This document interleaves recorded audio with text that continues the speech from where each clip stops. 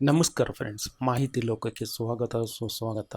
Friends, ಭೂಮಿಯಂತೆಯೇ ಅನ್ಯ ಗ್ರಹದಲ್ಲೂ ಜೀವಿಗಳು ಇವೆಯಾ? ಈ ಜೀವಿಗಳು ಮನುಷ್ಯರಿಗಿಂತಲೂ ಹೆಚ್ಚು ಶಕ್ತಿಶಾಲಿಗಳಾಗಿದ್ದಾರಾ? ತಾಂತ್ರಿಕವಾಗಿ ನಮಗಿಂತ ಮುಂದೆ ಇವೆಯಾ? ಇವುಗಳು ಭೂಮಿಗೆ ಬಂದಿದ್ದಾವ? ಏಲಿಯನ್ಸ್ಗಳು ಭೂಮಿಯಲ್ಲಿ ಕಾಣಿಸಿಕೊಂಡಿರುವುದು ನಿಜವೇ? ಈ ಎಲ್ಲ ಪ್ರಶ್ನೆಗಳು ಏಲಿಯನ್ಸ್ ಎಂಬ ಪದ ನಮ್ಮ ಕಿವಿಗೆ ಬಿದ್ದೊಡನೆ ನಮ್ಮ ಮನದಲ್ಲಿ ಮೂಡುತ್ತವೆ. ಹಾಗೆ ಇವೆಲ್ಲ ಉತ್ತರ ಇಲ್ಲದ ಪ್ರಶ್ನೆಗಳಾಗಿವೆ. ಈ ಬಗ್ಗೆ ದೊಡ್ಡ ದೊಡ್ಡ ವಿಜ್ಞಾನಿಗಳ ನಡುವೆಯೂ ಚರ್ಚೆ ನಡೆಯುತ್ತಿದೆ. ಪ್ರಮುಖ ವಿಜ್ಞಾನಿಗಳೇ ಏಲಿಯನ್ಸ್ ಇರುವುದು ನಿಜ ಎಂದು ಹೇಳಿದ್ದಾರೆ. ಆದರೆ ಈ ಚರ್ಚೆಗಳ ನಡುವೆಯೇ ಅನ್ಯಗ್ರಹ ಜೀವಿಗಳ ಇರುವಿಕೆಗೆ ಪೂರಕ ಎಂಬಂತೆ ಕೆಲ ಕುರುಹುಗಳು ಭೂಮಿಯ ಮೇಲೆ ಸಿಗುತ್ತಲಿದ್ದು ಈ ಚರ್ಚೆಯನ್ನು ಸದಾ ಜೀವಂತವಾಗಿಟ್ಟಿವೆ. ಅವುಗಳಲ್ಲಿ ಈ ಬಂಡೆಯ ಮೇಲಿರುವ ಚಿತ್ರಗಳು ಒಂದು. ಇಲ್ಲಿರುವ ಚಿತ್ರಗಳಿಗೆ ಅನ್ಯಗ್ರಹದ ಜೀವಿಗಳಿಗೆ ಸಂಬಂಧ ಇದೆಯಂತೆ. ಈ ಎಲ್ಲ ಚಿತ್ರಗಳ ಕಾಲಮಾನ ಬರೋಬ್ಬರಿ 10,000 ವರ್ಷಗಳ ಹಿಂದೆ ಹೋಗುತ್ತದೆ. ಏಲಿಯನ್ಸ್ ಅಥವಾ ಅನ್ಯಗ್ರಹ ಜೀವಿಗಳೆಂದರೆ ನಮಗೊಂದು ಕಲ್ಪನೆ ಇದೆ. ದೊಡ್ಡ ತಲೆ, ದೊಡ್ಡ ದೊಡ್ಡ ಕಣ್ಣುಗಳು, ಉದ್ದ ಕುತ್ತಿಗೆ, ಸಣ್ಣ ದೇಹ, ಹೀಗೆ ಏಲಿಯನ್ಸ್ ಬಗೆಗಿನ ಒಂದಿಷ್ಟು ಕಲ್ಪನೆಯ ಚಿತ್ರಗಳು ನಮ್ಮ ಮನಸ್ಸಿನಲ್ಲಿ ಈಗಲೂ ಅಚ್ಚೊತ್ತಿವೆ. ಜೊತೆಗೆ ಇವುಗಳ ವಾಹನದ ಬಗ್ಗೆಯೂ ನಮಗೊಂದು ಕಲ್ಪನೆ ಇದೆ. ವೃತ್ತಾಕಾರದಲ್ಲಿ ಇರುವ ಈ ವಾಹನವನ್ನು ನಾವು UFO ಅಂದರೆ ಅನ್ಐಡೆಂಟಿಫೈಡ್ ಫ್ಲೈಯಿಂಗ್ ಆಬ್ಜೆಕ್ಟ್ ಎಂದು ಕರೆಯುತ್ತೇವೆ. ಈ ಅನ್ಯಗ್ರಹದ ಜೀವಿಗಳಿಗೆ ನಮ್ಮ ಯೋಚನೆಗೂ ನಿಲುಕದ ತಾಕತ್ತು ಇದೆ ಎಂಬುದು ನಮ್ಮ ಕಲ್ಪನೆ. ಈ ಏಲಿಯನ್ಸ್ಗಳು ತಂತ್ರಜ್ಞಾನದಲ್ಲಿ ನಮಗಿಂತಲೂ ಮುಂದೆ ಇವೆಯಾ? ಇವುಗಳು ಭೂಮಿಗೆ ಬಂದಿರುವುದು ಸುಳ್ಳು ಎಂದಾದರೆ ಈ ಬಂಡೆಗಳ ಮೇಲೆ ಏಲಿಯನ್ಸ್ಗಳನ್ನೇ ಹೋಲುವಂತಹ ಪಡಿಯಚ್ಚುಗಳು ಮೂಡಿದ್ದಾದರೂ ಹೇಗೆ? 10,000 ವರ್ಷಗಳ ಹಿಂದೆಯೇ 3 ಕಾಲಿನಲ್ಲಿ ನಿಂತಿರುವ ಮತ್ತು ಮೇಲೆ ಫ್ಯಾನಿನಂಥ ಆಕಾರ ಇರುವ ವಾಹನದ ಕಲ್ಪನೆ ಮೂಡಿದ್ದು ಹೇಗೆ? ಇದು UFOನ ಅಥವಾ ಪುಷ್ಪಕ ವಿಮಾನನ? 10,000 ವರ್ಷಗಳ ಹಿಂದೆ ಬಂಡೆಗಳ ಮೇಲೆ ಬರೆದಿದ್ದ ಈ ಚಿತ್ರಗಳು ಇನ್ನೂ ಅಳಿಸಿ ಹೋಗಲಿಲ್ಲ ಯಾಕೆ? ಅದ್ಯಾವ ತಂತ್ರಜ್ಞಾನ ಮತ್ತು ಬಣ್ಣವನ್ನು ಬಳಸಿ ಈ ಚಿತ್ರಗಳನ್ನು ಬಿಡಿಸಲಾಗಿದೆ? ಇಂತಹ ಬಣ್ಣಗಳನ್ನು ತಯಾರಿಸಲು ನಮ್ಮಿಂದ ಏಕೆ ಸಾಧ್ಯವಾಗುತ್ತಿಲ್ಲ? ಈ ಚಿತ್ರಗಳನ್ನು ಏಲಿಯನ್ಸ್ಗಳನ್ನು ನೋಡಿ ಆದಿಮಾನವರು ಬರೆದಿದ್ದಾರಾ ಅಥವಾ ಏಲಿಯನ್ಸ್ಗಳೇ ಈ ಚಿತ್ರಗಳನ್ನು ಬಿಡಿಸಿವೆಯಾ? ಇಂತಹ ಹಲವಾರು ಪ್ರಶ್ನೆಗಳನ್ನು ಮೂಡಿಸುತ್ತದೆ ಈ ಜಾಗ. ಇದು 10,000 ವರ್ಷಗಳ ಹಿಂದಿನ ಇತಿಹಾಸ. ಇಂತಹ ರಹಸ್ಯವನ್ನು ತನ್ನ ಒಡಲಿನಲ್ಲಿ ಬಚ್ಚಿಟ್ಟುಕೊಂಡಿರುವುದು ಛತ್ತೀಸ್ಗಢದ ಕಾಂಕ್ರೆ ಜಿಲ್ಲೆಯ ಗೋಟಿಟೋಲಾ ಗ್ರಾಮದ ಅರಣ್ಯದಲ್ಲಿರುವ ಬಂಡೆಗಳು. ಇಲ್ಲಿರುವ ಚಿತ್ರಗಳು ವಿಜ್ಞಾನಿಗಳಿಗೂ ಅಚ್ಚರಿ ಮೂಡಿಸಿವೆ. ಯಾಕೆಂದರೆ ಇಲ್ಲಿರುವುದು ಪಕ್ಕಾ ಅನ್ಯಗ್ರಹ ಜೀವಿಗಳನ್ನೇ ಹೋಲುವಂತಹ ಮತ್ತು ಅನ್ಯಗ್ರಹ ಜೀವಿಗಳು ಬಳಸುತ್ತಾರೆ ಎಂದು ನಾವು ಕಲ್ಪಿಸಿಕೊಂಡಿರುವಂತಹ ವಾಹನಗಳ ಚಿತ್ರ.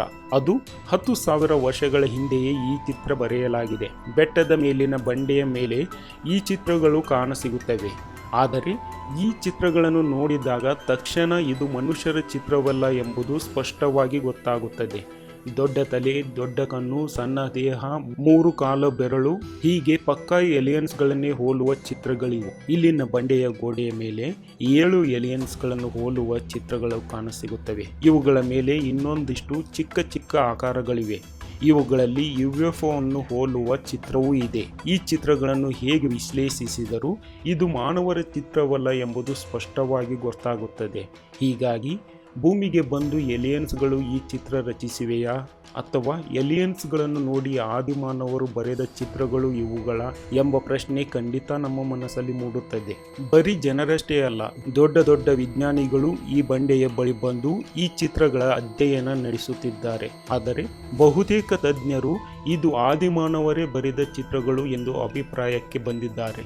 ಅನ್ಯಗ್ರಹ ಜೀವಿಗಳನ್ನು ನೋಡಿ ಅಥವಾ ಅದರ ಕಲ್ಪನೆ ಮಾಡಿಕೊಂಡು ಈ ಚಿತ್ರಗಳನ್ನು ಆದಿಮಾನವರೇ ಬರೆದಿರುವ ಸಾಧ್ಯತೆ ಇದೆ ಎಂಬ ಅಭಿಪ್ರಾಯ ವಿಜ್ಞಾನಿಗಳದ್ದಾದರೂ ಈ ಬಗ್ಗೆ ಇನ್ನೂ ಆಳವಾದ ಅಧ್ಯಯನ ಆಗಬೇಕಾದ ಅಗತ್ಯವಿದೆ.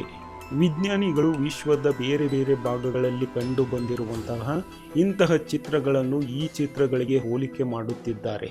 ಆದರೆ ಯಾವುದೇ ಅಂತಿಮ ನಿರ್ಧಾರಕ್ಕೆ ಬರಲಾಗಿಲ್ಲ.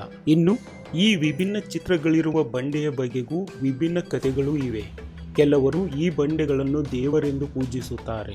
ಇನ್ನು ಕೆಲವರು ತಮ್ಮ ಪೂರ್ವಜರ ಕಥೆಗಳನ್ನು ನೆನಪಿಸಿಕೊಳ್ಳುತ್ತಾರೆ.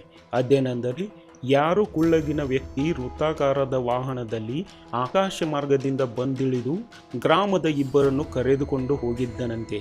ಆತನೊಂದಿಗೆ ಹೋಗಿದ್ದ ಇಬ್ಬರು ವ್ಯಕ್ತಿಗಳು ಮರಳಿ ಬರಲಿಲ್ಲವಂತೆ. ಹೀಗಂತ ಇಲ್ಲಿನ ಜನರು ಹೇಳುತ್ತಾರೆ. ಇನ್ನು ಮಧ್ಯಪ್ರದೇಶದ ರೈಜನ್ ಜಿಲ್ಲೆಯಲ್ಲಿರುವ ಭೀಮ್ಬೈತ್ಕಾ ಎಂಬ ಗುಹೆಯಲ್ಲೂ 10,000 ವರ್ಷಗಳ ಹಿಂದಿನದ್ದು ಎಂದು ಹೇಳಲಾದ ಸುಮಾರು 2,000ಕ್ಕೂ ಅಧಿಕ ಚಿತ್ರಗಳಿವೆ. ಇದರ ನಡುವೆ ಏಲಿಯನ್ಸ್ಗಳನ್ನೇ ಹೋಲುವ ಒಂದು ಚಿತ್ರ ಇದೆ. ಹೀಗಾಗಿ ಈ ಗುಹೆಯ ಬಗೆಗೂ ಇದೇ ರೀತಿಯ ಚರ್ಚೆ ನಡೆಯುತ್ತಿದೆ. ಆದಿ ಮಾನವರೊಂದಿಗೆ ಏಲಿಯನ್ಸ್ಗಳು ಸಂಪರ್ಕ ಹೊಂದಿದ್ದವ, ಇದೇ ಏಲಿಯನ್ಸ್ಗಳನ್ನು ನೋಡಿ ಆದಿಮಾನವರು ಚಿತ್ರ ಬರೆದರ ಎಂಬ ಬಗೆಗಿನ ಭೀಮ್ಬೈತ್ಕಾದ ಬಗೆಗೂ ಚರ್ಚೆಗಳು ನಡೆಯುತ್ತಿವೆ. ಬ್ರಿಟನ್ನ ಮೊದಲ ಗಗನಯಾತ್ರಿ ಹೆಲನ್ ಶರ್ಮನ್ ಅವರ ಇತ್ತೀಚಿನ ಮಾಧ್ಯಮ ಸಂದರ್ಶನದಲ್ಲಿ ಅನ್ಯಗ್ರಹ ಜೀವಿಗಳು ಇರುವುದು ನಿಜ ಎಂದಿದ್ದಾರೆ. ಜೊತೆಗೆ ಇವುಗಳು ಈಗಾಗಲೇ ಭೂಮಿಯ ಮೇಲೆ ಬಂದಿರುವ ಸಾಧ್ಯತೆ ಇದೆ ಎಂದು ಹೇಳಿದ್ದಾರೆ.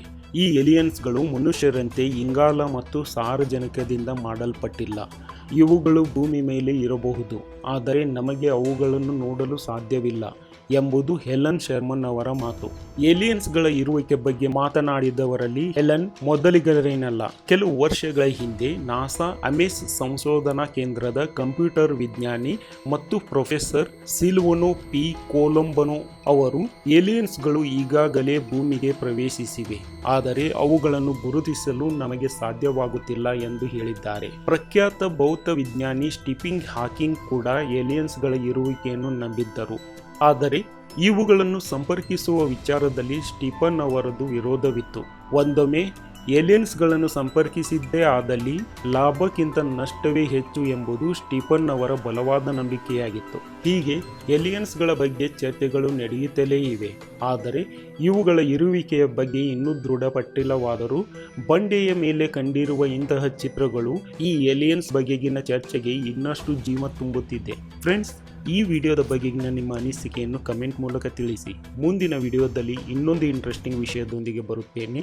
ಅಲ್ಲಿಯವರೆಗೂ ನಮಸ್ಕಾರ, ವಂದೇ ಮಾತರಂ.